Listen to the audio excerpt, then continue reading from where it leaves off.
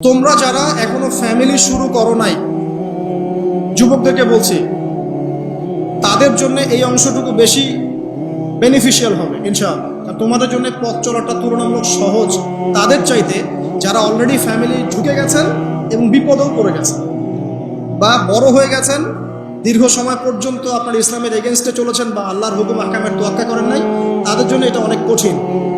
কিন্তু যারা এখনো ফ্যামিলি স্টার্ট করো নাই বা কেবল স্টার্ট করেছো বা করতে যাচ্ছ, তোমাদের জন্য এই অংশটুকু বেশি ইম্পর্টেন্ট। আজকের লেকচারের এটা সবচেয়ে মূল জায়গা। সেটা হচ্ছে আল্লাহ পাক আমাদেরকে স্ব পরিবার দিয়েছেন, তাই নাই? এবং এই পরিবারটা হচ্ছে একটা সমাজের গঠন একক। আমরা পড়েছি না গঠন একক, একটা জিনিস, একটা কোষ, তার মধ্যে গঠন একক আছে না, অণু পরমাণু আছে না। সমাজ হচ্ছে, সমাজের অণু বা পরমাণু হচ্ছে পরিবার। একটা সমাজে যদি 100টা পরিবার থাকে, তার মধ্যে যদি 90টা পরিবার সৎ হয়, আল্লাহওয়ালা হয়, ইসলাম অনুশাসন মেনে চলে সত্যিকার অর্থেই, ইনশাল্লাহ ওই সমাজটা কিন্তু দেখবেন 8-10টা সমাজের চেয়ে ভালো থাকবে। আর একটা সমাজে মনে করেন 100টা পরিবার আছে, 90টাই ইসলামের বিরোধী শক্তি, ইসলামের এগেনস্টে চলে, ইসলামের কোনো পরোয়া নাই, আল্লাহ পাকের হুকুম মাহকামের 5 পয়সা পরোয়া নাই। ওই সমাজের অবস্থা নিঃসন্দেহে দুনিয়াতেও ধ্বংস হবে, আখিরাতেও ধ্বংস হবে। আর এই সমাজগুলোকে নিয়েই তো একটা রাষ্ট্র হয় নাকি? আর এইভাবে রাষ্ট্র নিয়েই তো বিশ্ব। তাহলে ক্ষুদ্রতম যে জায়গাটা, সেটা কি?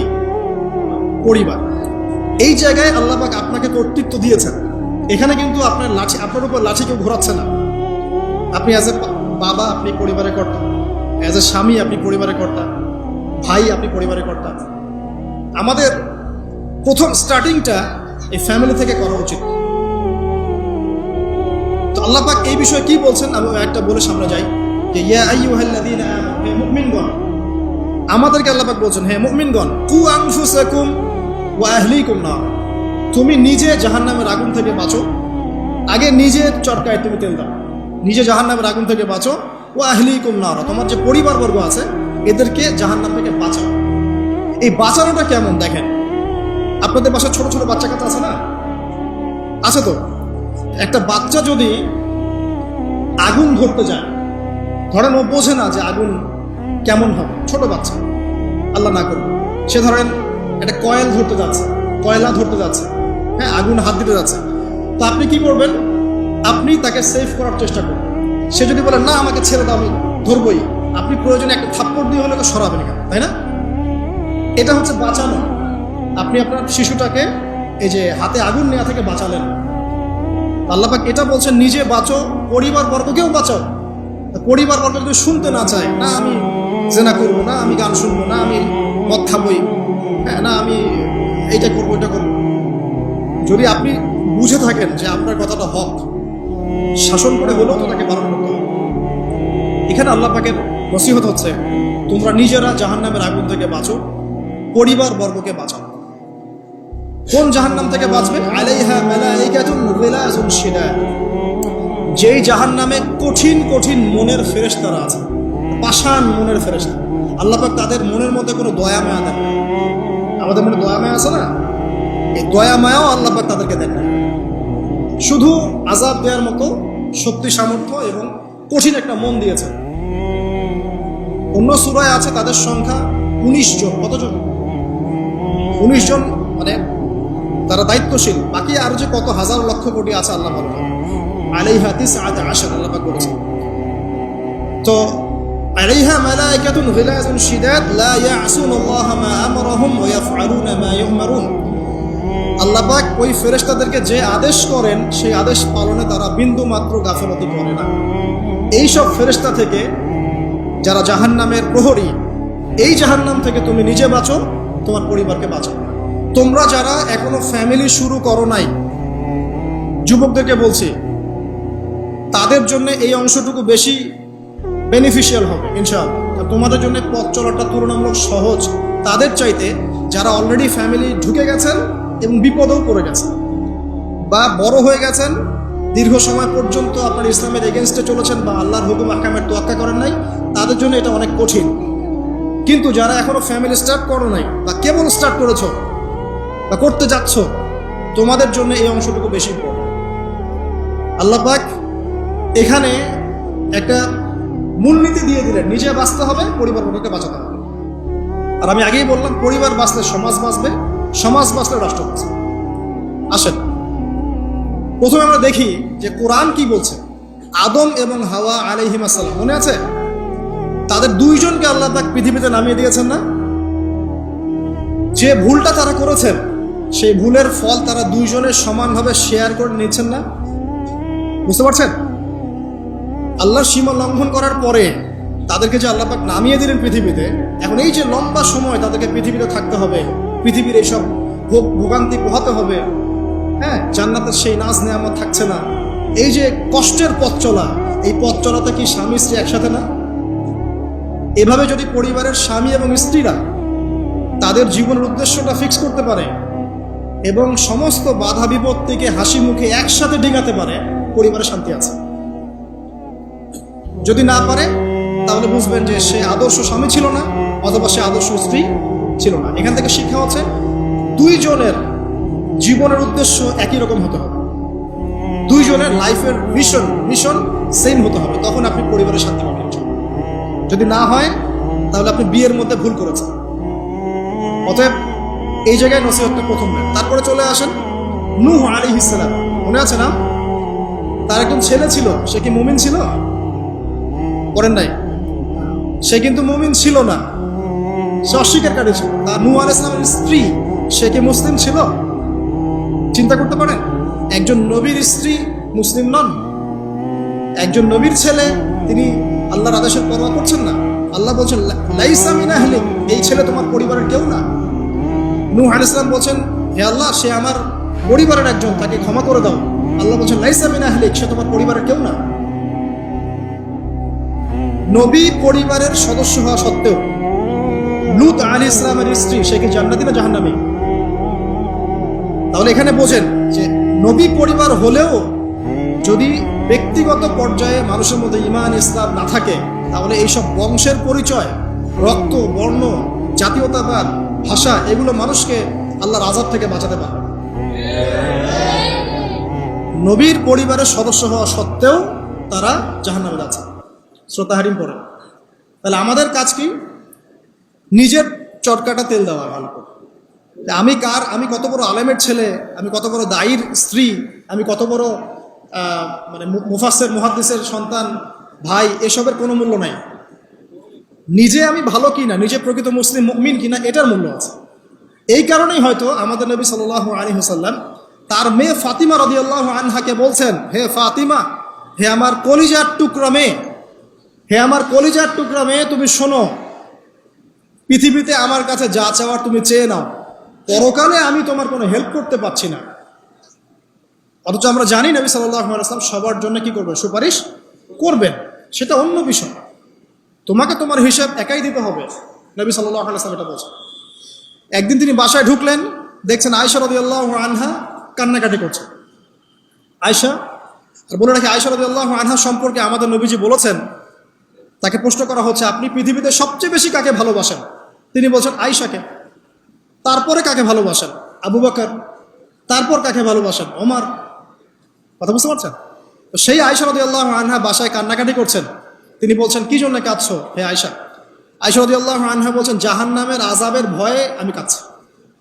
কি হবে ইয়া রাসূলুল্লাহ আমাদের শেষ হলো?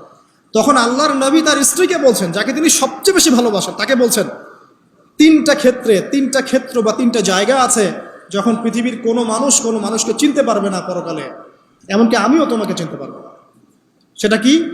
যখন এই যে মিজানের পাল্লাটা দাঁড় করানো, এই যে এটা ভারী হচ্ছে না হালকা হচ্ছে, এ সময় কেউ কাউকে চিনবে না, কারো কথা কারো মনে থাকবে না। যে গার্লফ্রেন্ডের জন্য আপনি জীবন দিচ্ছেন তার কথা আপনার মনে থাকবে না। যে স্ত্রী সন্তানের জন্য আপনি সারা জীবন দুর্নীতি করে গেলেন তার কথা আপনার মনে থাকবে না। এমনকি যে স্ত্রীর কাছে আপনি অনেক প্রেমময় স্বামী, সেও আপনার কথা মনে রাখবে না যখন মিজানের পাল্লাটা উঁচু করা। দুই, যখন আমল নামা ছুড়ে দেওয়া হবে, আমল নামা এভাবে উন্মুক্ত করে ছুড়ে দেওয়া হবে, ইকরা কিতাবাক, তুমি আজকে তোমার কিতাব পড়ো, ওয়া কাফা বিনাফসিকা আল-ইয়াওমা আলাইকা হাসিবা, আজকে তুমি নিজেই তোমার নফসের হিসাব নেওয়ার জন্য যথেষ্ট। এই সময় আয়েশা, আমি তোমার কথা মনে রাখতে পারবো না। একটা হচ্ছে যখন মানুষ পুলসিরাত পার হবে, তখন কেউ কারো কথা মনে রাখতে পারবে না। এখান থেকে শিক্ষা কি? নূহ আলাইহিস সালামের পরিবারের সদস্য হয়েও তারা আল্লাহর আনুগত্য না করার কারণে জাহান্নামে যাচ্ছেন। লূত আলাইহিস সালামের পরিবারের সদস্য হয়েও ঈমান না আনার কারণে তারা কি করছেন? জাহান্নামে যাচ্ছেন। আমাদের শিক্ষা হচ্ছে আমাদের পরিবারগুলোর যে আমাদের এই বংশ, আমাদের এই যে টাকা পয়সা, স্ট্যাটাস, রং, হ্যাঁ, বাড়ি গাড়ি, পলিটিক্যাল পদ, কোনো কিছুই আমাদেরকে আল্লাহর আযাব থেকে বাঁচাতে পারবে না যদি আমরা প্রকৃত মুসলিম মুমিন না হতে পারি। তো পরিবারের সদস্যদেরকে আল্লাহ পাক ঈমানদার হওয়ার তৌফিক এনায়েত করুন। এবার আসেন সামনে, আরো সামনে যান। দেখেন ওই যে ইব্রাহিম আলাইহিস সালাম, দেখেছেন, মনে আছে? বাবা হচ্ছে ওই সমাজের সবচেয়ে বড় লিডারের ডান হাত, নমরুদের ডান হাত। সে হচ্ছে মূর্তি পূজারীদের সর্দার, মানে মূর্তি সে বানাতো, স্ট্যাচু মেকার। ইব্রাহিম আলাইহিস সালামকে আল্লাহ পাক ওই ঘরেই জন্ম দিয়েছেন যেখানে তার বাবা একজন শিরকের কাণ্ডারি। ইব্রাহিম আলাইহিস সালাম তাকে বোঝানোর চেষ্টা করলেন, বাবা এটা শিরক, এটা শয়তানের কাজ, এখান থেকে ফিরে আসো, আমি তোমার জন্য আল্লাহর কাছে দোয়া করবো ইত্যাদি। বাবা তার কথা শুনলো না। এটা তো এমন না যে তিনি শুধু একবার বলেছেন, তিনি হয়তো বলতেই ছিলেন, একদিন দুই দিন না, কিন্তু বলতেই আছে। এক পর্যায়ে বাবা তাকে বের করে দিলেন বাসা থেকে, ফাহজুরহুম, এরকম করে ইব্রাহিম আলাইহিস সালামকে বের করে দেওয়া হয়। কিন্তু তিনি বললেন, সালামুন আলাইক, বাবা আপনার উপর শান্তি বর্ষিত হোক, হ্যাঁ আমার আব্বা আপনার প্রতি শান্তি বর্ষিত হোক, আমি আল্লাহর কাছে আপনার জন্য দোয়া করব। পরে যখন আল্লাহ পাক তাকে বললেন যে কোনো মুশরিকের জন্য তোমার দোয়া করার সম্ভাবনা পাবে না, তখন থেকে ইব্রাহিম আলাইহিস সালাম দোয়া করা বন্ধ করে দেন। এখানে দেখেন, ছেলে, একজন যুবক ছেলে, তার মধ্যে ঈমান এসেছে, সে তার পরিবারের চলমান শিরকের বিরুদ্ধে কথা বলছে, প্রয়োজনে সে সেখান থেকে স্কিপ করেছে, তাকে বের করে দেওয়া হয়েছে, সে চলে গেছে, তারপরেও কিন্তু তাওহীদের সাথে শিরকের আপোষ করে নাই ইব্রাহিম আলাইহিস সালাম। সামনে যান, ওই যে তার স্ত্রী হাজেরা আলাইহিস সালাম তার সন্তান এবং স্ত্রীকে রেখে আসছেন কোথায় বলেন? মক্কায়, তাই না? মরুভূমিতে, খাবার নাই, পানিও নাই। এখন ইব্রাহিম আলাইহিস সালাম চলে যাওয়ার সময় তার স্ত্রী বলছেন যে আপনি কি আল্লাহর আদেশেই আমাকে ছেড়ে যাচ্ছেন? তিনি বলছেন হ্যাঁ। তখন তিনি বলছেন আল্লাহ পাক আমাদেরকে ধ্বংস করবেন না ইনশাআল্লাহ। এখানে খেয়াল করে দেখেন, তারপর সাফা মারওয়া সাই করলেন, জমজম কূপ পানি বের হলো, সেখানে কমিউনিটি গড়ে উঠলো। ইসমাইল আলাইহিস সালামের ঔরস থেকে পরবর্তীতে মুহাম্মদ সাল্লাল্লাহু আলাইহি ওয়াসাল্লামের জন্ম হয়েছে ওই ট্রাইবের মধ্যেই। তো এখানে খেয়াল করেন, এই যে সন্তান ইসমাইল আলাইহিস সালাম, তিনি যখন একটু বড় হচ্ছেন তখন ইব্রাহিম আলাইহিস সালাম আসছেন, এসে বলছেন আমি স্বপ্ন দেখেছি, ইয়া বুনাই, আমি স্বপ্ন দেখেছি, ইন্নী আরা ফিল মানামি আন্নী আসবাহুক, আমি স্বপ্ন দেখেছি আমি তোমাকে জবাই করছি, ফানজুর মাযা তারা, তোমার কি রায় আমাকে বলো। তো এখন ইসমাইল আলাইহিস সালাম বলছেন, কিশোর ইসমাইল, ইয়া আবাতি, হে আমার বাবা, ইফআল মা তুমার, আপনি সেটাই করেন যা আল্লাহ আপনাকে আদেশ করেছেন। সাতাজিদুনি ইনশাআল্লাহু মিনাস সাবিরিন, ইনশাআল্লাহ আপনি আমাকে সবরকারী পাবেন। কার কথা এটা? ইসমাইল আলাইহিস সালামের কথা। এখন খেয়াল করে দেখেন, ইসমাইল আলাইহিস সালামকে কিন্তু তার বাবা 24 ঘন্টা কাছে রেখে মানুষ করেন নাই। কারণ তিনি থাকতেন ওই যে প্যালেস্টাইনে, সেখানে আরেকজন স্ত্রী আছেন সারা আলাইহিস সালাম, আসা যাওয়া করতেন। মূলত তাকে মানুষ করেছে তার মা হাজেরা আলাইহিস সালাম, যেই সবরকারী, আল্লাহর প্রতি তাওয়াক্কুলকারী মা বলেছিল আল্লাহ যদি আপনাকে আদেশ করে থাকেন আমাদেরকে ছেড়ে যাওয়ার জন্য, সেই আল্লাহ আমাদেরকে ধ্বংস করবেন না। ওই যে তাওয়াক্কুল, ওই যে সবর, তার গর্ভ থেকে আল্লাহ পাক জন্ম দিয়েছেন ইসমাইল আলাইহিস সালাম। যেমন মা তেমন সন্তান, যে সন্তান বলছে আমাকে জবাই করতে যদি আল্লাহ পাক আদেশ করে থাকেন আপনি করেন। তো ঘরের মধ্যে স্ত্রীরা, আমাদের ঘরের স্ত্রীরা যদি হাজেরা আলাইহিস সালামের মতো না হতে পারে, সবরকারিনী এবং আল্লাহর প্রতি তাওয়াক্কুলকারিনী, আমাদের বোনেরা, আমাদের মায়েরা যদি হাজেরা আলাইহিস সালামের মতো সবরকারিনী হতে না পারে, আল্লাহর প্রতি তাওয়াক্কুলকারী হতে না পারে, তাহলে তাদের গর্ভ থেকে কশ্চিনকালেও ইসমাইলের জন্ম হবে না। কথা বুঝতে পারছেন? তাদের গর্ভ থেকে কশ্চিনকালেও ইসমাইলের মতো সন্তানের জন্ম হবে না এবং ইসমাইলি প্রজন্ম গড়ে উঠবে না। এজন্যই আপনি তাকিয়ে দেখেন, ম্যাক্সিমাম পরিবারের সন্তান এখন বেলাইনে চলে গেছে। কারণ কি জানেন? মায়ের সমস্যা আছে। শুধু বাপেই সমস্যা থাকে না, মায়েও সমস্যা থাকে। মায়ের ফিতরাত সন্তানের মধ্যে চলে আসে। তো নারীরা যদি আল্লাহর আনুগত্যশীলা না হয়, মুমিনা মুসলিমা, 5 ওয়াক্ত নামাজ পড়া, লজ্জাস্থানের হেফাজত করা, খাস পর্দা করা, হ্যাঁ, স্বামীর আনুগত্যকারী, প্রেমময়ী, তারা যদি না হতে পারে, সবরকারিনী, তাওয়াক্কুলকারিনী, তাহলে ওই মায়েদের গর্ভ থেকে আপনি ইসমাইলের মতো সন্তান কিন্তু পাবেন না, ইল্লা মাশাআল্লাহ, ইল্লা মাশাআল্লাহ।